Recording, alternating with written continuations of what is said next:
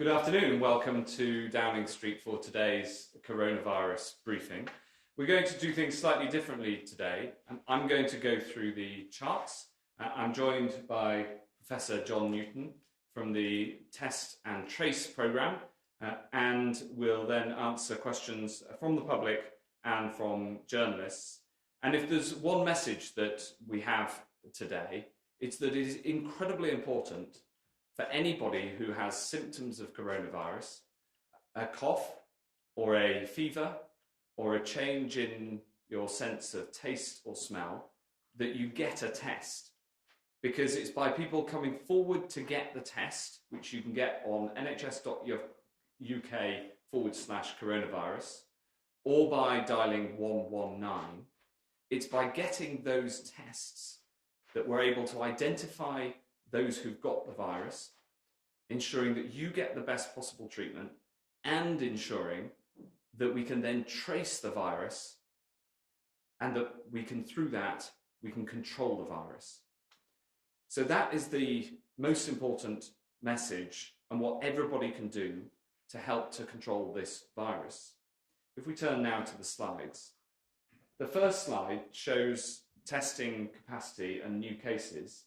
And yesterday, there were 128,437 tests in the UK, meaning that there's been a total of 4.48 million tests that have been carried out since the start of this crisis. Now, of course, testing capacity stands at a higher level. Testing capacity stands at 206,444. And this shows that there is extra capacity for more tests, and tests are available right now on the website if you go to nhs.uk/coronavirus, or if you can't access the web, if you dial 119. And I wanted to highlight that because it's so important that people come forward for a test, and anyone who needs a test can get a test. The next, if we stay at the previous slide, the next chart shows that there are 1,570 cases confirmed as of yesterday. And this is the lowest number since the 25th of March. In total, 276,000 people, cases have been confirmed in total. But this number of 1,570 it shows that we've seen continued downward progress in the number of new confirmed cases. Next slide, please. Thank you very much. We're getting this virus under control, and this is why we can make the cautious, small, positive steps that we've been able to make today. Now, if we look at the number of admissions with COVID-19 to hospital at 479, that's down from a peak of 3,121 on the 2nd of April. And the proportion of people on mechanical ventilators, the number that corresponds to that 9% figure is that there are 606 people on mechanical ventilators. Again, that is the lowest since late March. Next slide, please. The picture is repeated across the country, where we've seen in almost every case, the number of people in hospital with COVID-19 is the lowest since late March. And as of yesterday, there were 7,541 people in hospital with COVID-19. If we go to our final slide, sadly, 39,045 people have died with coronavirus, confirmed with a positive test. That's 111 yesterday. Again, that figure is the lowest figure since lockdown began on the 23rd of March. So we can see from these charts the pattern right across the board, which is that on the substance, we're making significant progress, but there is still more to be done. And I just want to say a few notes of thanks. Thanks to our volunteers responders, who in their hundreds of thousands have come forward and stepped up to the plate. Thanks to the charities and the charity groups who are working so hard in very difficult times. thanks colleagues in the NHS and in social care, also to the businesses, the pharmaceutical companies and the diagnostics companies without whom we simply couldn't have mounted this response, to the pharmacists and the dentists, and I'm very pleased that dentistry is going to restart from next week, and especially for their hard work and their understanding, all of the families who stand behind those who are on the front line. And at the start of Pride season, I want to take a moment when we can't get together as we normally would to thank all colleagues in the LGBT community who do so much in the NHS and across social care. I think these data show that the action plan is working. The data show that we're winning the battle against coronavirus. Today, we're therefore able to make some cautious changes to the lockdown rules carefully and safely. Of course, these are balanced judgments, and we take these decisions very carefully. We must all remember that in the war against this virus, we are all on the same side. We've come so far together, we can take these steps together, but do not step too far. The disease is not done yet. We mustn't throw away the progress that has been made. So please take your responsibilities seriously. If you have symptoms, you must get a test. And if the NHS asks you to isolate, you must do so. And to everybody, please, stay alert, control the virus, and save lives. We'll now go straight to questions. The first questions are from the public, and the first question is from Nick from London on video. Nick. With the coronavirus sending us into a deep recession that's likely to hurt the prospects of many school leavers and young people, what is the government planning to do to address this? Well, thanks, Nick. That's a very, very important question. As well as the health response, we take very seriously the economic response, especially towards those who are starting out in their careers, as you mentioned, school leavers and young people, but actually right across the board.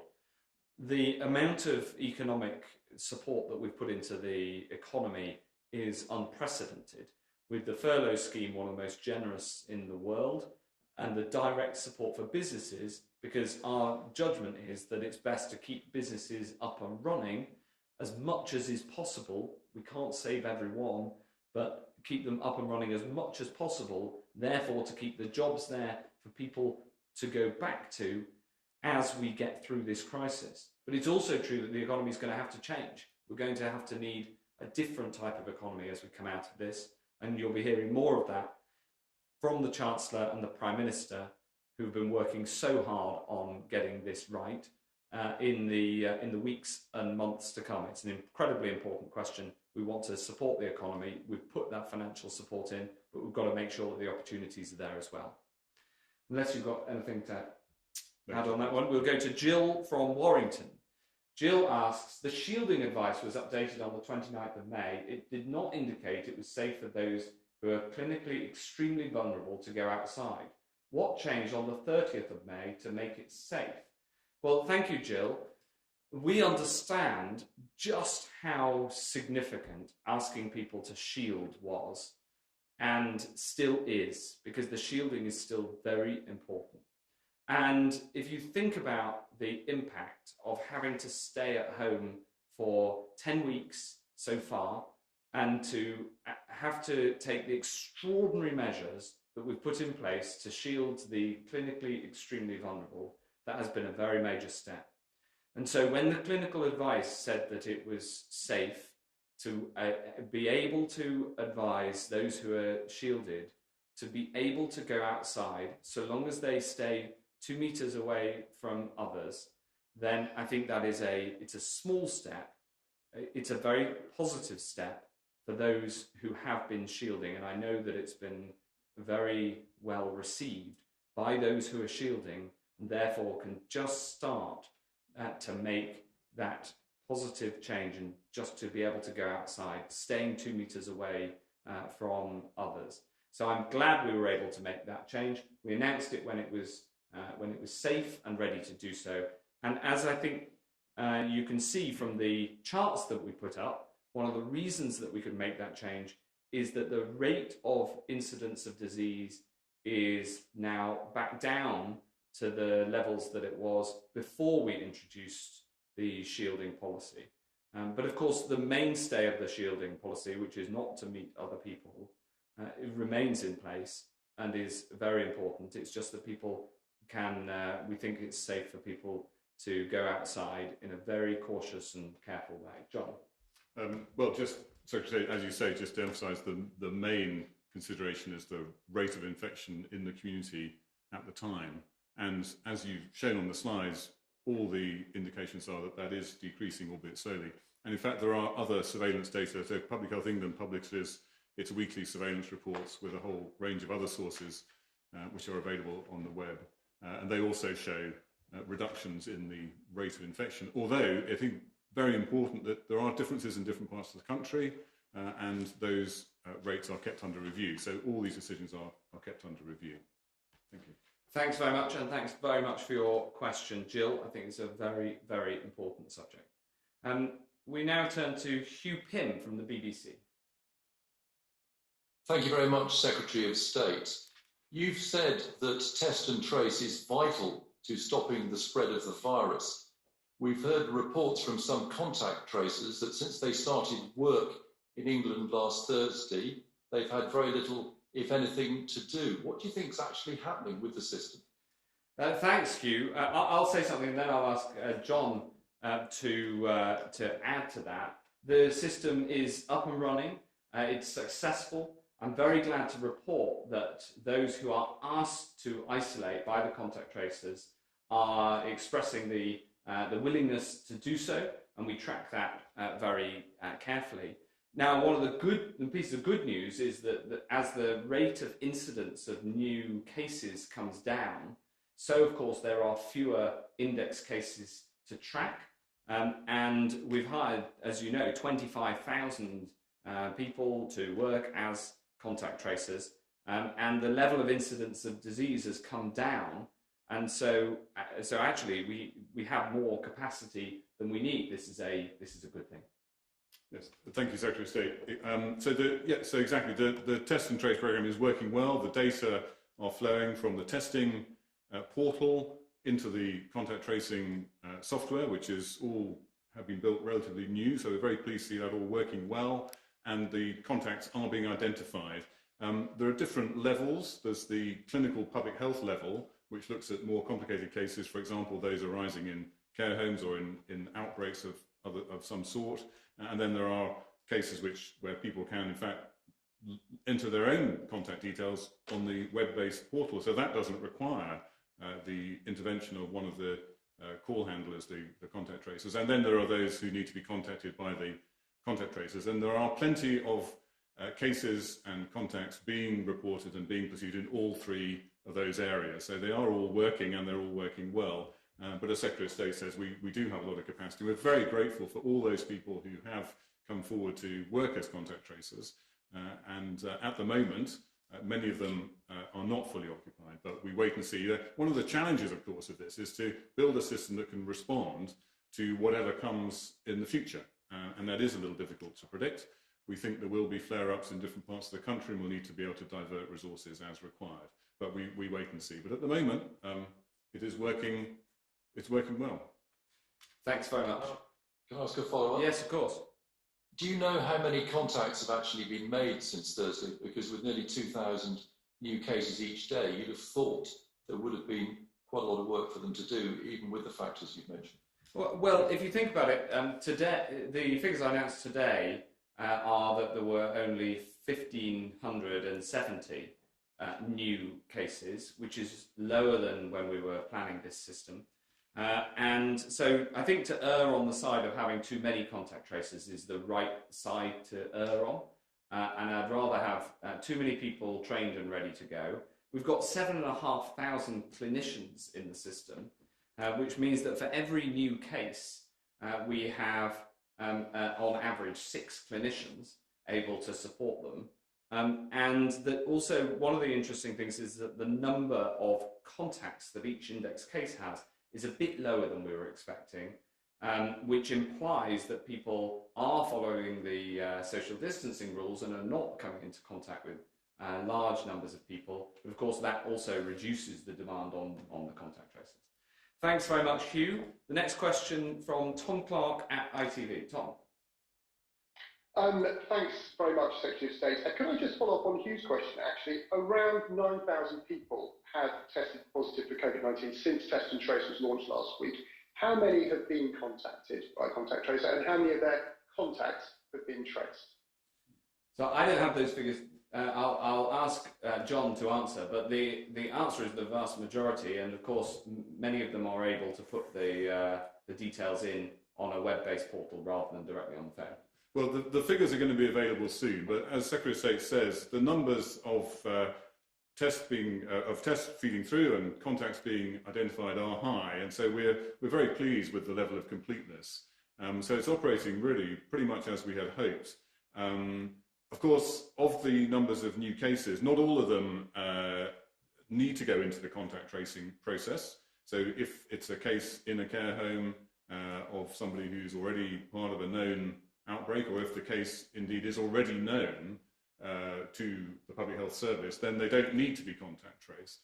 But of those who are being contact traced, a very high proportion of people are working with us to use the web-based system themselves, or to provide us with the information. So we're really very pleased. And the numbers are, as we know, we did a trial in the Isle of Wight, where we had some expectations from that. And Secretary of State, you said the numbers of contacts are less than we had expected. That's really less than what the modelers had in their models on which they were using to base the effectiveness. They're actually quite similar to the numbers that we were expecting from the Isle of Wight, because in lockdown, of course, people do not have that many close contacts outside their household. So the system is working well, and we will be publishing some figures soon. I know everyone's very keen to see them.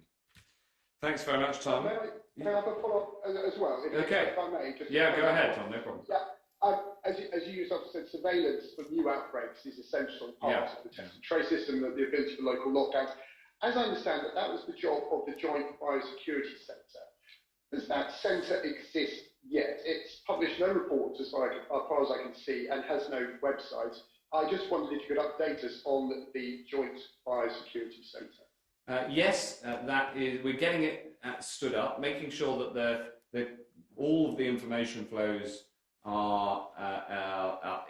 come to it, so it's able to analyse them, and to make sure that it gets set up correctly. That's all that work's being done as we speak. But it doesn't exist yet. Well, it's being formulated at the moment. It's being pulled together. Yeah. Thanks very much, Sam Coates from Sky. If Secretary of State, if the R rate goes up, or the 7-day rolling average for infections start to plateau or go up, how likely is it that you would reimpose some of the blanket lockdown measures? Because some people think that you just won't do that under almost any circumstances. And John Newton, it's quite clear that you have a lot of data on the contact tracing system that you're choosing not to release today. Can I ask, will we get, by the end of this week, data on what proportion of people with infections have been contacted by your army of contact tracers? You know, there have been 3,500 people infected in the last 2 days. What proportion of them have been contacted by your contact tracers? Will you reveal how many contacts have been traced for each infected individual, the average number? You say you're tracking that closely, but not giving us a figure again today. And then levels of compliance. How many of those that you phone up agree to isolate? Again, you say, Matt Hancock says that lots of people have expressed a willingness to do that. Will we get each of those transparently released? And why can't we have them now? Thanks, Sam. On the point about the blanket measures, you know, the truth is we are attempting to move the system from these national blanket measures to a more targeted approach. This is why test and trace is such an important part of that. But we've always said that we're prepared to reintroduce measures, whether that's nationally or in response to a localized outbreak, if that is necessary. You know, the steps that we're able to take today are cautious steps. They remove some of the most difficult parts of the lockdown with the goal, of course, of keeping R below 1 as one of the 5 tests that we wanted to meet. I've also been able to change the basis in law of these of the lockdown, because for the lockdown until today, the law has been that you can't leave your home except for reasons that are specifically set out. And this is very unusual in English law, and not the approach that we've traditionally taken for hundreds of years. And instead, we've been able to flip the basis of the law back to specifically outlining things that you cannot do, as opposed to saying you can't do anything unless it's specifically provided for. And I'm very glad we've been able to change the basis of the law and get away from what it was essentially the most authoritarian part of the system, whilst of course having rules and guidance that have made some minor adjustments that people are, I can see today people are able to do a bit more than they were, and we've seen people going back to school and some of the small changes that we've made. But I would just emphasise that they are cautious, they're small, and it's really important that we stick with it and we keep our resolve as a nation, because it's how we behave that affects the R, not the rules themselves. And on the second question, John. Yes, so thank you, Secretary of State. So yes, very good. I mean, they are new systems. They're quite complicated. There are a number of different systems that have been stood up to deliver this. So in order to calculate the figures that you're asking for, you need to draw those data together and integrate them. And we know how important these numbers are and how much attention they get. So we're very keen that when we do report them, they are correct and they're accurate. And it is it's difficult to do that reliably. So I'm sorry, if you could bear with us, we are still making sure that we get the reliable data. What we don't want to do is to produce some data and then have to go back and correct it. So we will be producing it. We are monitoring them, but we would like to do a little bit more work on the systems before we publish them. Thanks very much, Sam. Peter Walker from The Guardian. Thanks. Hi. To both of you, if I could ask the same question, to follow up slightly on what Sam said. Dominic Raab also raised it yesterday, the idea that if in certain parts of the country the infection rate goes up, the idea of a lockdown will be a localised one. Can I ask in practice, how would that actually work? Yes. I mean, would it just be, for example, schools closing, or would there be a kind of stricter rules? Or would it even be like a kind of North Italy or Chinese style one where there'd be restrictions on transport? And can I ask, how would that work? Because people could expect, given the very different infection rates in different parts of the country, that could actually come to pass. Yes, taking local action to respond to a local flare-up is an incredibly important part of the toolkit that we have available to respond if we need to. And this can take a range of options. For instance, shutting to new admissions a hospital A&E if there were an outbreak in that hospital. That's one example. At a local level, the local Director of Public Health has a statutory duty and responsibility, and they would work with the regional Public Health England and NHS teams to make sure that we got the response right. The Joint Biosecurity Centre's role is a national one to provide the advice and the information that would then be acted on locally.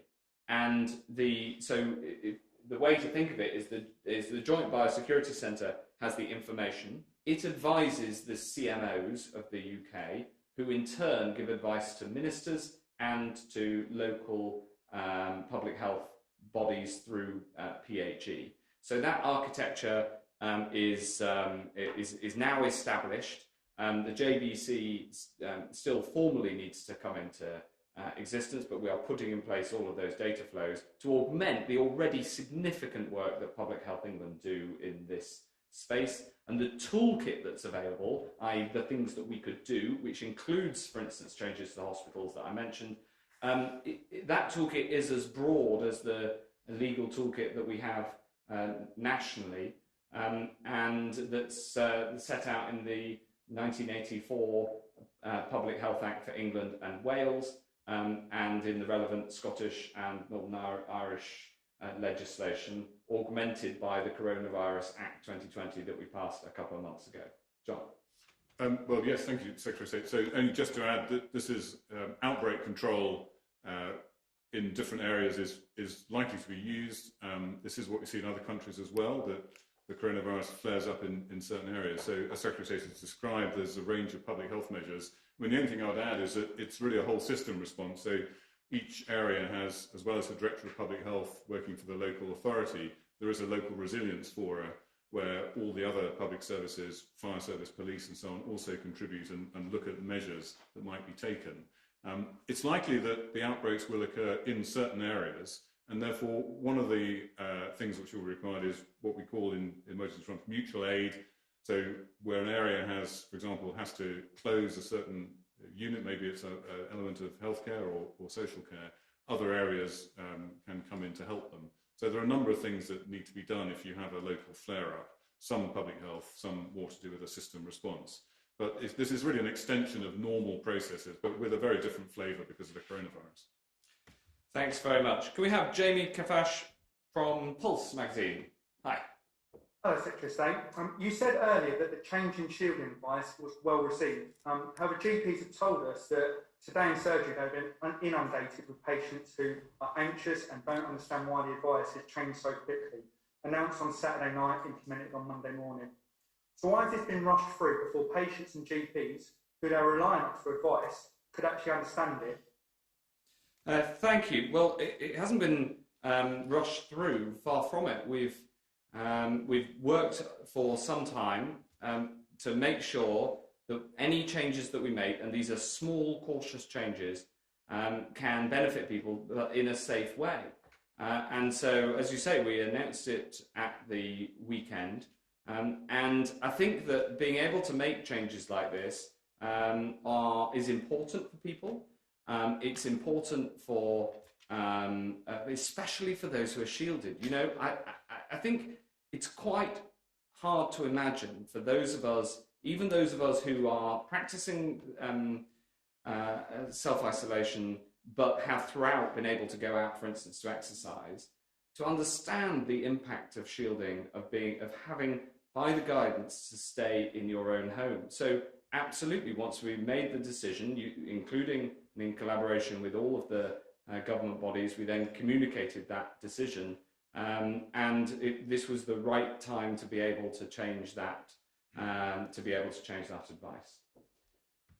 The final question from Fiona Reid at Dumfriesshire Newspapers. Fiona. Good evening, Secretary of State. Thousands of our readers need to travel from Scotland into England every day for work, business, educational reasons. Those people now face mixed messages as lockdown eases on both sides of the border in different ways. So is it time to synchronise the easing of lockdown and have more UK-wide messaging, including just one test and trace system for the whole country? Well, we've worked very closely and very hard to try to ensure that the changes are made on a UK-wide basis. After all, we face this virus as one country. And I think to the very large extent, that is what has happened. There are some minor differences, but the major principles of the changes and the lockdown rules are the same. I speak to my counterpart in the Scottish Government regularly. And there is also, in turn, guidance for what people should do at the border. For instance, those in England should not drive to Scotland for recreation. So there's some specifics around the border. Now, legally, of course, the powers to be able to implement the lockdown are devolved. And so I respect the Scottish Government's right to take different decisions should they want to, and they've made in some cases some slightly different decisions, and it is therefore it's a consequence of devolution. But the overall responsibility for public health emergencies is of course a UK-wide one, and we'll make sure that we do move as closely as possible, given the different situations on the ground and the slightly different shape of the pandemic in Scotland. As well, please. Yes, of course. And maybe Professor Newton, So the scientific advice, obviously, as the Secretary of State said, is different in different parts of the UK. So today, shielded people in Scotland still cannot go out, unlike in England. So who is right? And are Scottish and English teams working together, the scientific teams working together or working independently? Yes. So you're quite right to point out, of course, that the same evidence applies across the UK. We do work together. We have regular discussions, and there is cross membership of the different advisory teams. We give very similar advice, and we do try whenever possible to make the guidance the same, or at least to have the same principles behind it. So every effort is made by scientific and clinical advisors to recognise what you say, that the public need clear advice, and we need to make it the same across the UK. But as Secretary of State has pointed out, the mechanisms for implementing that advice are different. Some of that is just the fact that we have different arrangements. So there are different organisations in different parts of the country. So, for example, the test and trace programme is implemented slightly differently in Scotland. So you've got slightly different bodies taking a different approach. And sometimes, of course, these are political decisions, and some of those are devolved. So we do everything we can to simplify and unify, and over time the differences tend to get ironed out. But I fully accept your point. Thanks very much indeed. So that concludes our press briefing for today. See you again soon, no doubt.